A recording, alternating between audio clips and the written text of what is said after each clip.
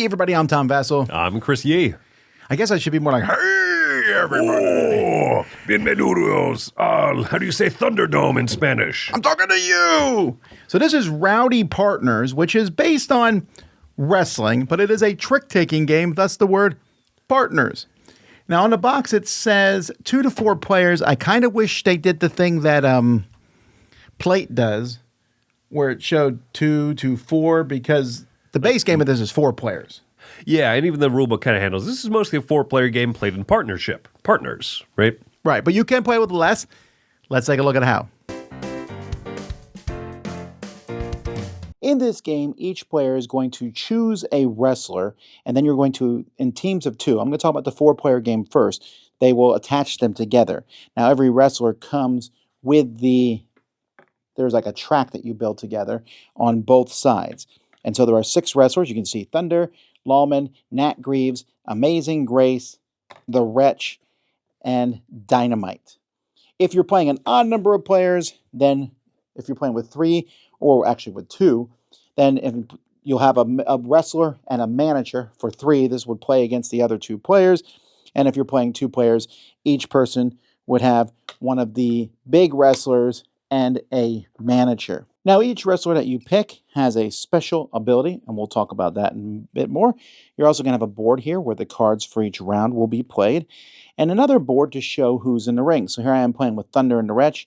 We might start where Thunder is in the ring, and the Wretch is on the outside, and then they're going up against their opponent, who's number 2, and then their person that they have on the sidelines, who's a number 3. Each player is going to be dealt a handful of cards, and on a turn, whoever is in position number 1 is going to play a card in the number 1 spot. So there are 4 different suits in this game that go from 1 to 8, and there's also some wild cards. When someone plays a color, everyone else must play the same color if they have it. If not, you can play anything you want.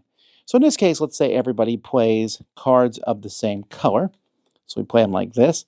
This is the suit of red. The lowest card, which here would be the 2, is going to be the one that does the hit to the opponent. Whoever's in the ring is going to take a hit, and the number of this card is how much damage they take. So that's the lowest one.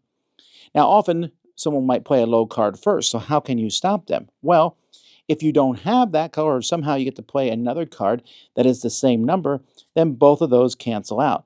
If that's the case, then the next card becomes the color that needs to be played in the trick. But in this case, they would still do now 4 damage, rather than the 2 damage that they were doing originally. So again, it always goes to the lowest card, but cards of the same number knock each other out. When you put your 2 wrestlers together, they make a pop track here in the middle. And when you play a 6, 7, or 8 card, it's going to move you up 1 or 2 on that track. And as you move, if you move over these tokens, you will receive the matching tokens. Now, tokens, you can get these 1 tokens, which are a -1 or +1, and you can play 1 or more tokens of these on a card as you play it, modifying the number. The blue tokens, these ones with a handshake, allow you to tag team. So when you're in the ring, you can say, well, we're going to switch out. Now this person's going to be in the ring, and the other person is outside the ring. These ones with the green mask on them, you'll draw them, and it will be some sort of special token. This one lets me change the suit. It might be a -1 or +1. It might be one of these tokens here. It could be anything, but it's a little wild. And then these tokens are damage. You can play them when you play a card, and if that card's the one to do damage, you'll deal extra damage to your opponent. Some characters also come with their own special tokens, maybe a tombstone or dynamite, and those will do various things, like the tombstone on Amazing Grace lets you modify a card +2 or -2. And every time you use it, it will go away, but once you move back up on the track, you'll get it again. As players take damage, they're going to move down on the damage track here. The person who does the damage always comes in the ring and goes to the number 1 position. If you're already in the number 1 position, you'll stay there.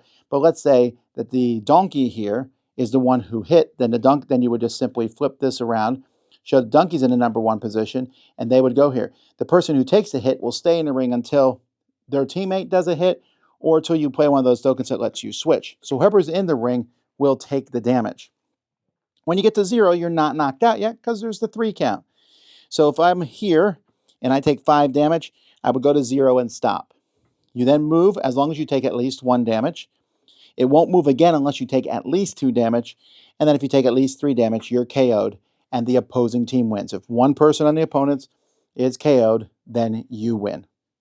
That's how you play. Real quickly, when you're playing with these odd ones, if you're playing 2 or 3 players, then you only have one wrestler. They're always in the ring, and you have a manager with a special ability.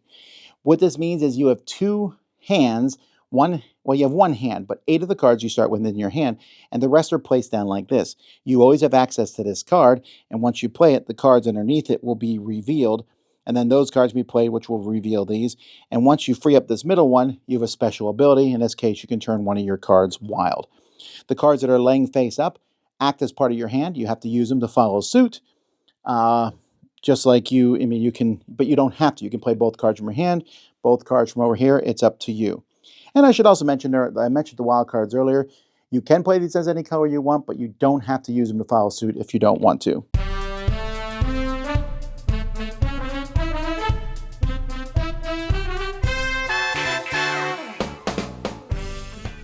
Okay, so first of all... Bienvenidos al cúpulo de trueno. I looked at how to say Thunderdome in Spanish.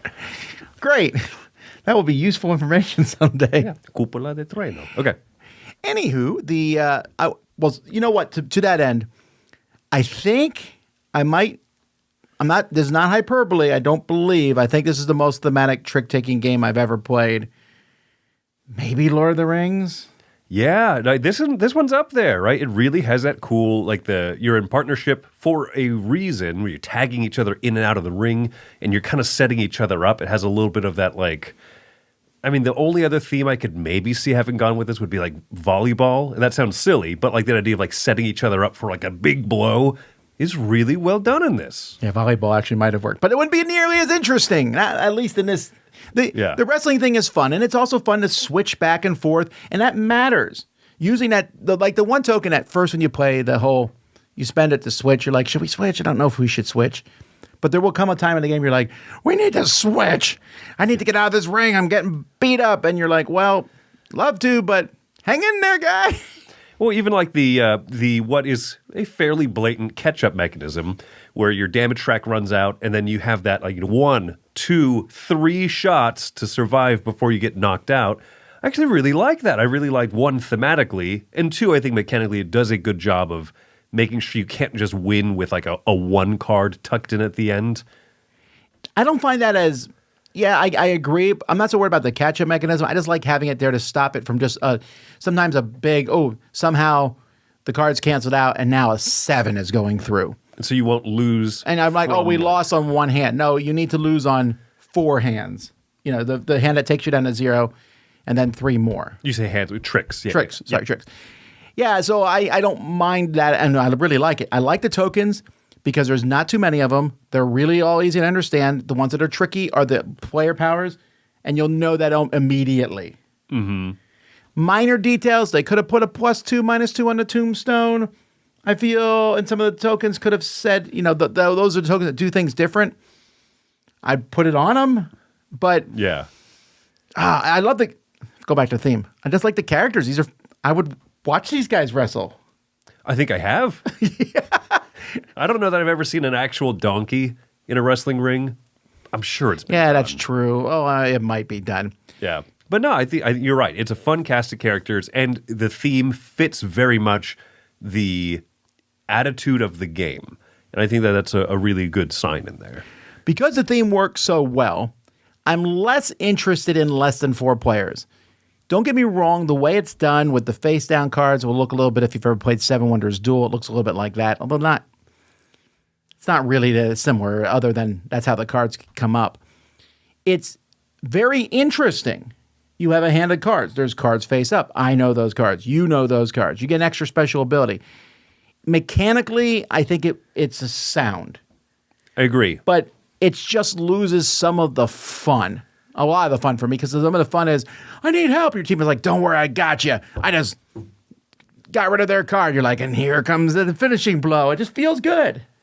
Yeah, exactly. When playing with the 2 players, like 1v1 or 2v1, it's a little bit more cerebral of an experience rather than kind of, rambunctious. And so I think it is a good 2-player trick taker, but it does lose that.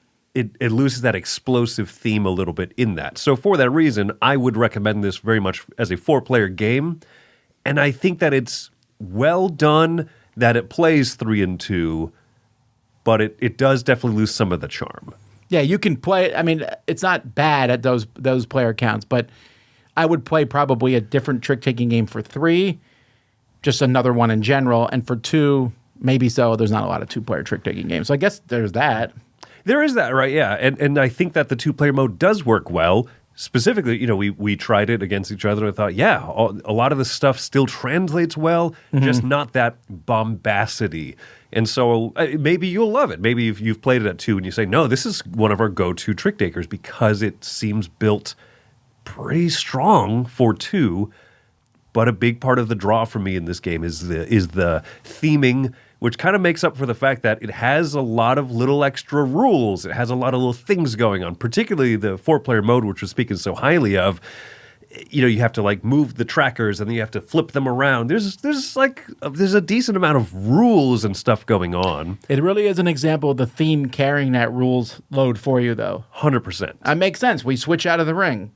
I don't have to be like, well, no, but it helps a lot. Yeah. What would you give it? Score-wise, I'm going to give this one a 7.5. I really like it. I am recommending it. I think I'm recommending it most at 4 players, though, ultimately, because of just that joy of working with someone and knowing that you can kind of set them up or you can do certain things and you go, oh, whoop, sorry, buddy, you're taking a lot of damage this round.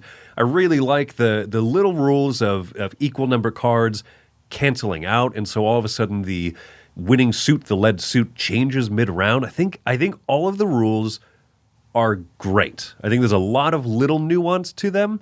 This is not necessarily an introductory trick-taking game, but it's pretty good fighting game at the same time. So yeah, I'm recommending it 7.5. Yeah, my rating is solely for the 4-player experience. I would drop a point. I would still like it for 2 and 3, but for 4, 8.5 for me. I really like this. I will say it comes precariously close to not even being a trick-taking game for me in many ways. It is more about punching the other person. I don't know how to explain it. That theme is so strong that yes, there's the trick-taking, and yes, there's all that going on, but the fact that I can cancel out, you can still count cards, you can still do all that stuff that people like to do in trick-taking games.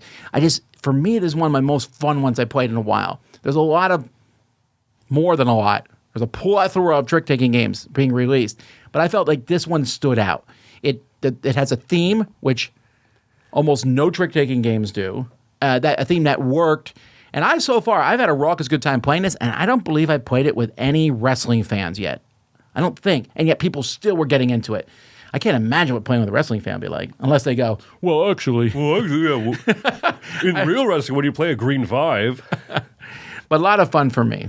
So that is Rowdy Partners. Check it out. I'm Tom Vassell. And I'm Chris Yee. And we want to say thank you to some of our backers on GameFound. We want to say thank you to Rebecca Day from Australia, to the Farouk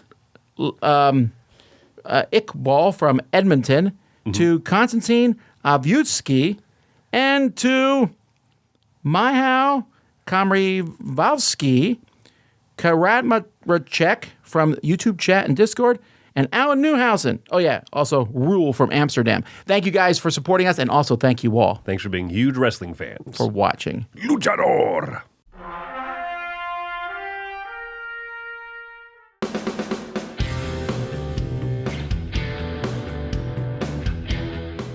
Hey everybody, thanks for watching this video. If you like this review or whatever you just watched, wasn't it amazing? Check out our channel, Dice Tower. We have all kinds of things. We review games, we do top 10s, we play games live. It's all about board games, but especially the people who play them. Check out Dice Tower YouTube channel.